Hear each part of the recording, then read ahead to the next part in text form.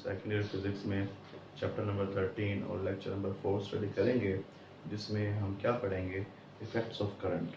Last time जो हमने पढ़ा था सोर्सेज ऑफ करंट, करंट के सोर्सेज क्या होते हैं। अब हमें ये पढ़ना है कि करंट जो फ्लो करता है उसके क्या क्या इफ़ेक्ट्स होते हैं। तो बेटा हम 3 इफ़ेक्ट्स पढ़ेंगे। पहला जो इफ़ेक्ट है वो है बेटा हीटिंग इफ़ेक्ट। करंट फ्लो करने से किसी चीज़ से वो चीज़ हीटअप हो जाती है बेटा, ठीक है। और हीटिंग इफेक्ट। दूसरा बेटा मैग्नेटिक इफेक्ट। तीसरा बेटा केमिकल इफेक्ट।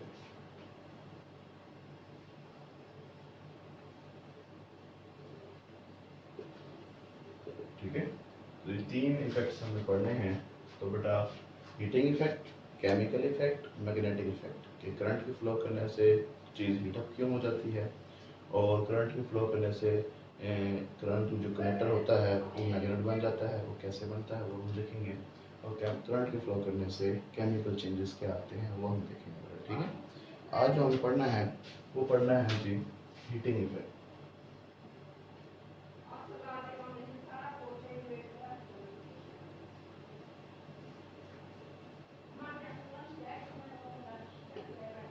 हीटिंग इफेक्ट के बारे में पढ़ेंगे कि हीटिंग इफेक्ट होता क्या है बेटा। जब करंट किसी कंडक्टर से फ्लो करता है, पास होता है, तो हमें ऐसा फील होता है कुछ टाइम के बाद कि वो जो कंडक्टर है वो उसका टेम्परेचर राइज हो गया, वो गर्म हो गया है। तो इस राइज होने की वजह से हम उसे कहते हैं टेम्परेचर राइज होने में हम कहते हैं कि जो कंडक्टर है वो हीटअप हो गया। क्या हो गया? हीटअप हो गया। किसकी वजह से? करंट की वजह से। तो ज़रा देखिएगा ऐसा क्यों होता है। पहले देखते हैं when current passes through the conductor, the temperature of conductor increases। पास में जाए, जब करंट पास करता है किससे बेटा? कंडक्टर से, तो टेम्परेचर ऑफ द कंडक्टर क्या होता है बेटा? इंक्रीज हो जाता है। क्या होता है? इंक्रीज, ठीक है। तो ये किसकी वजह से? तो करंट की वजह से ऐसा होता है। ऐसा क्यों होता है हम देखते हैं बेटा कि लेट्स सपोज कि बेटा हमारे पास एक पीस ऑफ कंडक्टर है, ये, ठीक है। This is the piece of conductor we have, ठीक। और इस पीस ऑफ कंडक्टर में बेटा क्या होते हैं? इलेक्ट्रॉन्स होते हैं। क्या होते हैं बेटा? फ्री इलेक्ट्रॉन्स होते हैं, इस तरह से।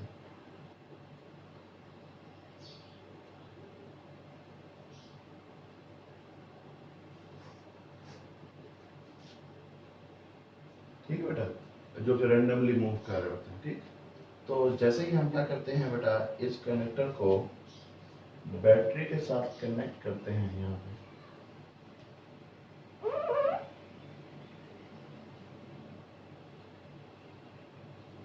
तो बेटा फिर क्या होता है,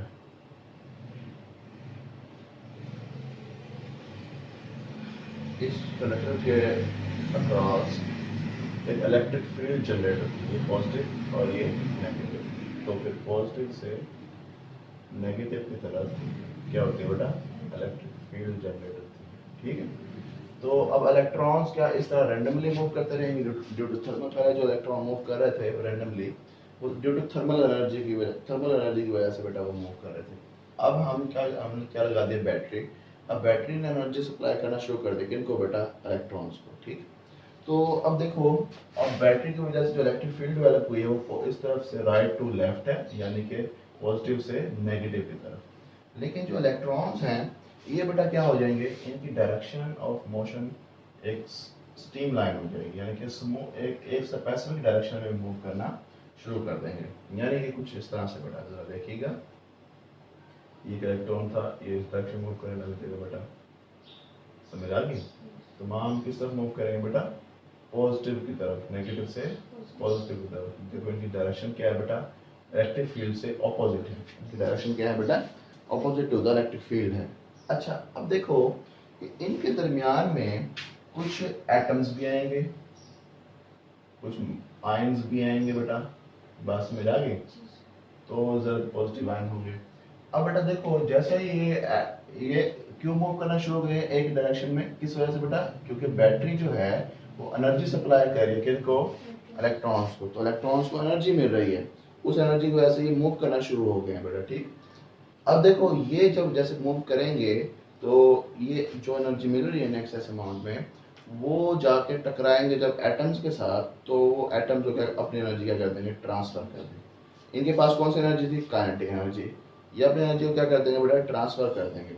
अब एटम्स क्या करते हैं, एटम उन एनर्जी को जो उनके पास आई है एक्स्ट्रा अमाउंट में, वो अपनी ऑसिलेशंस को इंक्रीज कर देते हैं, काइनेटिक एनर्जी बढ़ा देते हैं बेटा अपनी।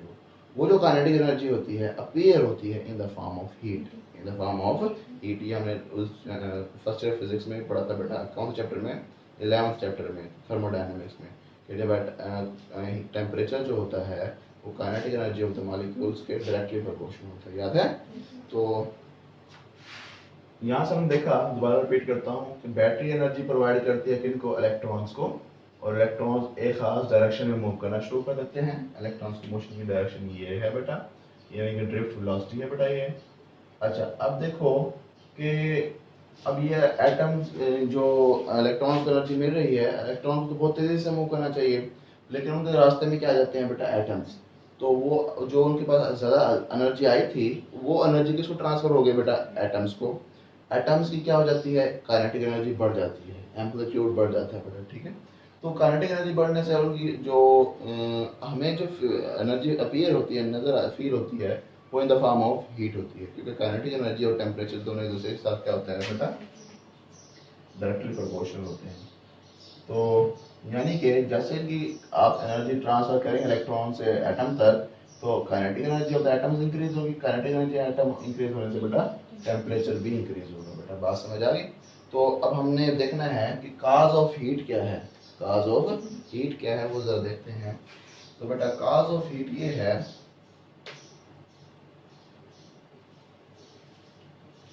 हीट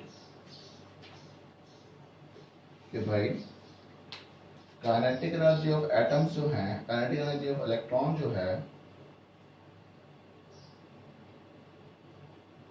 इलेक्ट्रॉन्स क्या हुई बेटा, ट्रांसफर हुई है, क्या हुई है, ट्रांसफर हुई है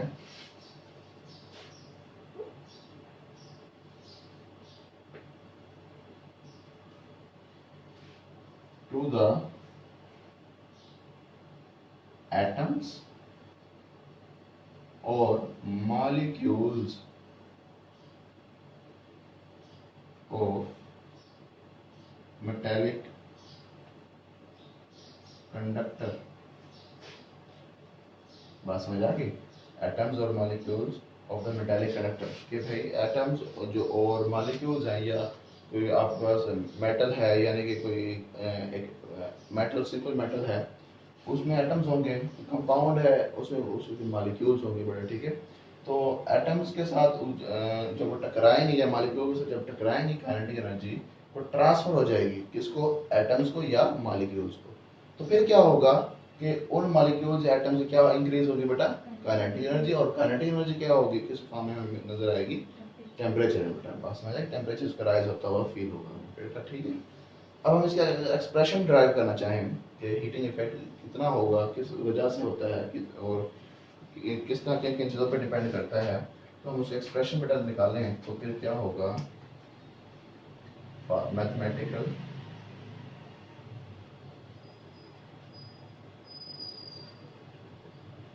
एक्सप्रेशन, समझ आ गई, मैथमेटिकल एक्सप्रेशन। अब मैथमेटिकल एक्सप्रेशन क्या है, हम जानते हैं जो वर्क होता है बेटा वो क्यू वी के बराबर होता है, पता है इस बात का, पढ़ा हुआ कहीं पे हमने ये। अच्छा जी, इसको कहते हैं इक्वेशन नंबर 1, ठीक।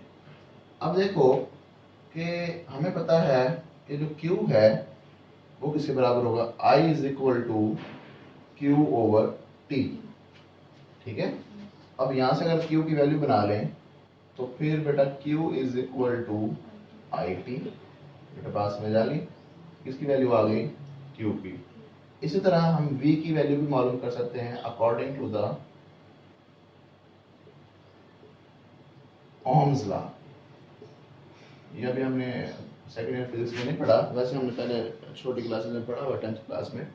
According to the Ohm's law के मुताबिक V is equal to I R, V is equal to I R, ये Q की वैल्यू यहाँ पे और V की वैल्यू यहाँ पे अगर हम पुट कर दें तो हमारे पास क्या रिलेशन बनेगा बेटा, रिलेशन बनेगा कि W इज इक्वल टू, हाँ बेटा Q की जगह I T इंटू V की जगह I R, समझ आ गई, I मल्टीप्लाई I स्क्वायर, बेटा R वैसे का वैसा एंड T वैसे का वैसा, बेटा बात समझ आ गई।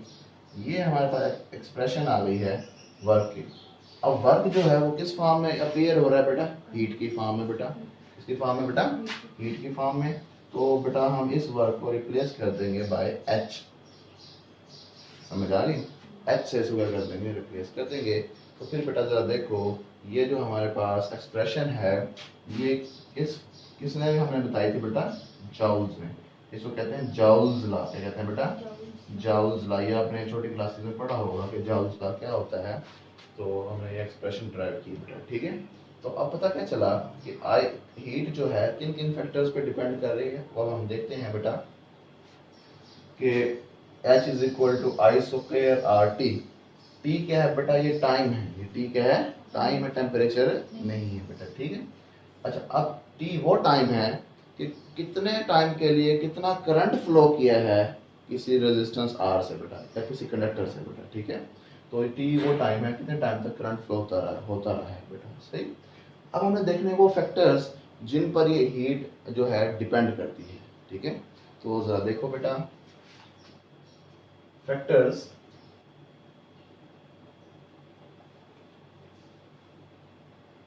ठीक है, फैक्टर्स जरा देखते हैं। वैसे जो हमें नजर भी आ रहा है कि हीट जो है आई आर टी तीनों पे डिपेंड कर रही है। तो जरा देखो बेटा कि हम कैसे कहते हैं, हीट जो है वो डायरेक्टली प्रोपोर्शनल है to the square of the current, square of the current के जितना, अब याद रखना है सिर्फ करंट के डायरेक्टली प्रोपोर्शनल नहीं है, ये स्क्वायर ऑफ द करंट के डायरेक्टली प्रोपोर्शनल है। इट मींस कि अगर तो आपका करंट 2 टाइम इंक्रीज होता है तो हीट कितने टाइम इंक्रीज हो जाएगी, 4 टाइम बेटा। अगर आपकी हीट जो करंट है 3 टाइम इंक्रीज होता है तो हीट आपकी 9 टाइम इंक्रीज हो जाएगी, स्क्वायर के बराबर बेटा। अगर आपका ये जो करंट है हाफ हो जाता है, बाकी, अच्छा ये याद रखें अगर करंट का रिलेशन देख रहे हैं तो बाकी चीज़ें कांस्टेंट होंगी। ठीक है, तभी ये रिलेशन बनेगा। ठीक है, अच्छा जब अगर आपका करंट हाफ हो जाता है तो हीट एनर्जी आपकी कितने टाइम क्या होगी बेटा, 4 टाइम डिक्रीज हो जाएगी। क्या हो जाएगी बेटा, पास में जाएगी। तो अब हम देखते हैं, अब इसके लिए याद रखनी है बेटा जब जो भी रिलेशन लिखेंगे, अब ये इसमें लिखे H डायरेक्टली प्रोपोर्शनल आई स्क्वायर, इसका मतलब है R और T दोनों क्या है, कांस्टेंट है। बात समझ आ गई। अब अगली बात करते हैं कि भाई H डायरेक्टली प्रोपोर्शनल है R के रेजिस्टेंस की वैल्यू बढ़ेगी तो फिर बेटा क्या होगा, हीट की वैल्यू भी क्या हो जाएगी, बढ़ जाएगी, हीट ज्यादा एनर्जी हमें मिलेगी बेटा। समझ आ गई। अब देखो कि जो रेजिस्टेंस होती है ये डायरेक्टली प्रोपोर्शनल होती है किसके, लेंथ ऑफ द कंडक्टर के, किसके बेटा, पास में जागे कि रेजिस्टेंस जो है लेंथ ऑफ द कंडक्टर के डायरेक्टली प्रोपोर्शनल होती है। यानी कि अगर हम लेंथ ऑफ द कंडक्टर को इंक्रीज कर दें तो कंडक्टर की रेजिस्टेंस भी इंक्रीज हो जाती है। अगर length of the conductor decrease कर दें तो बेटा रेजिस्टेंस ऑफ द कंडक्टर भी डिक्रीज हो जाती है। तो अब देखो इसका मतलब ये हुआ कि जो हीट है वो तो डिपेंड कर रही है किसके ऊपर, लेंथ ऑफ द कंडक्टर के ऊपर भी डिपेंड करती है। समझ आ गई, क्योंकि ये किस पे डिपेंड करती है, रेजिस्टेंस पे, और रेजिस्टेंस किस पे डिपेंड करती है बेटा, लेंथ ऑफ द कंडक्टर पे, तो पता क्या चला इनडायरेक्टली जो हीट है वो लेंथ ऑफ द कंडक्टर पे भी डिपेंड करती है। तो अब इससे जब देखिएगा क्या होगा, अब याद रखना ये बात याद रखनी पड़ेगी आपको कि जब करंट का रिलेशन देखेंगे तो बाकी चीज़ें कांस्टेंट, रेजिस्टेंस का रिलेशन देखें तो बाकी चीज़ें कांस्टेंट रहनी चाहिए, ठीक है। और बशर्ते वो आपको बता दे कि भाई कांस्टेंट है या नहीं है, ठीक है। अब आपको एमसीक्यू दे देता है भाई कि आप मुझे बताएं कि मेरे पास एक कंडक्टर है जिसकी लेंथ है 2 मीटर, ठीक है, और उसमें उसके जो हीटिंग इफेक्ट है वो H है, क्या है बेटा, H है। तो अब मैंने उस कंडक्टर को हाफ कर दिया, क्या कर दिया बेटा, यानी उसकी लेंथ क्या कर दिया बेटा, हाफ कर दी है। तो बताएं उसकी हीट पे क्या इफेक्ट पड़ेगा, उसके हीटिंग इफेक्ट होगा वो क्या हाफ हो जाएगा या डबल होगा या सेम रहेगा या क्या होगा, उसका क्या इफेक्ट होगा बेटा। अगर हमने लेंथ ऑफ द कनेक्टर क्या कर दिया बेटा, हाफ कर दिया, तो फिर क्या होगा हीटिंग इफेक्ट उसका, 4 टाइम, कैसे 4 टाइम, लेंथ है ना ये, लेंथ किस पर डिपेंड करती है, रेजिस्टेंस लेंथ पर डिपेंड करती है, और हीट किस पर डिपेंड कर रही है, तो बेटा लेंथ बढ़ने से कम होने से रेजिस्टेंस क्या हो जाएगी, जब रेजिस्टेंस कम होगी तो फिर हीटिंग इफेक्ट है। तो सिंपल तो ये होना चाहिए कि लेंथ हाफ हो गया तो हीट इफेक्ट भी क्या हो गया बेटा, हाफ हो गया। लेकिन यहाँ पे एक बात मैंने मिस की है, वो आपने सोचनी है कि मैंने यहाँ पे ये नहीं कहा कि करंट सेम रहेगा, पहले जैसा ही करंट रहेगा, या करंट बढ़ जाएगा या करंट कम हो जाएगा, ये हमने बात नहीं की, और ये बहुत ज़रूरी बात है। इसके बगैर हम इसको नहीं डिसाइड कर सकते कि लेंथ के कम होने से हीटिंग इफेक्ट भी क्या हो गया बेटा, कम हो गया। तो अब क्यों नहीं हम डिसाइड कर सकते बेटा, जरा देखो इस फार्मूले से अगर हम करंट की वैल्यू मालूम करें, इस फार्मूले से ओम्स लॉ से, तो करंट की वैल्यू क्या बनेगी बेटा, I is equal to V over R। अब देखो लेंथ के हाफ होने से, लेंथ के हाफ होने से रेजिस्टेंस ऑफ द कंडक्टर भी क्या हो गई, जब resistance of the current conductor क्या हो गई, हाफ हो गई, तो फिर बेटा आपका जो करंट है वो क्या हो गया, इंक्रीज हो गया। बात समझ आ गई। तो पता क्या चला, जब करंट इंक्रीज हो गया, करंट रेजिस्टेंस हाफ है तो करंट डबल होगा, रेजिस्टेंस हाफ हुई तो करंट डबल होगा, जब करंट डबल होगा तो हीटिंग इफेक्ट 4 टाइम इंक्रीज होगा। बाद में समझ आई, दोबारा समझाऊं, देखो दोबारा समझो बेटा, लेंथ अगर ऑफ द कंडक्टर की लेंथ कम हो गई तो रेजिस्टेंस ऑफ द कंडक्टर भी क्या हो गई, जब रेजिस्टेंस ऑफ द कंडक्टर क्या होगी बेटा, तो करंट क्या हो गया, डबल हो गया, हाफ हुआ तो ये क्या हो गया, डबल। जब करंट डबल हुआ तो हीट कितने टाइम इंक्रीज होगी बेटा, 4 टाइम्स, कितने टाइम्स, 4 टाइम्स। बात समझ आ गई। अब देखो ये कि हम तो ये कह रहे थे कि भाई ये आपका करंट रेजिस्टेंस हाफ होने की वजह से हीटिंग इफेक्ट भी क्या हो जाना चाहिए था, हाफ हो जाना चाहिए था, लेकिन इस रेजिस्टेंस से कम होने से करंट बढ़ गया, करंट के बढ़ने से हीटिंग इफेक्ट क्या हो गया, 4 टाइम इंक्रीज हो गया। इधर हाफ होना चाहिए था, हम यहाँ कह रहे हैं इंक्रीज हो गया। तो बेटा करंट का बताना आपके लिए जरूरी, अगर हम ये कहते करंट कांस्टेंट रहे, करंट क्या रहे, कांस्टेंट रहे, तब हम कहते हैं कि भाई रेजिस्टेंस के हाफ होने से हीटिंग इफेक्ट भी क्या हो गया, हाफ हो गया। अगर करंट चेंज हो जाता है तो फिर हम ऐसे देख के रहे ज़्यादा लगा सकते हैं, फिर हम इस फार्मूले में वैल्यूज पुट करके बेटा इसके हीटिंग इफेक्ट मालूम करेंगे। बात समझ आ गई। अब बेटा इस तरह से और भी चीज़ें हम कर सकते हैं कि इस आई की जगह पे हम ये आई की ये वाली वैल्यू इस फार्मूले में पुट कर दें। कैसे ज़रा देखिएगा कि ये आई की वैल्यू यहाँ पुट कर दो तो इक्वेशन क्या बन जाएगी, ये वाली ये इक्वेशन बन जाएगी भाई कि H इज इक्वल टू आई की जगह ये पुट कर दो V ओवर R, तो ये स्क्वायर ले लेंगे क्योंकि आई का क्या है, square into R into T. समझ आ गई। तो इसको जरा ओपन कर लें तो ये बन जाएगा V square over R square into R multiply T is equal to H।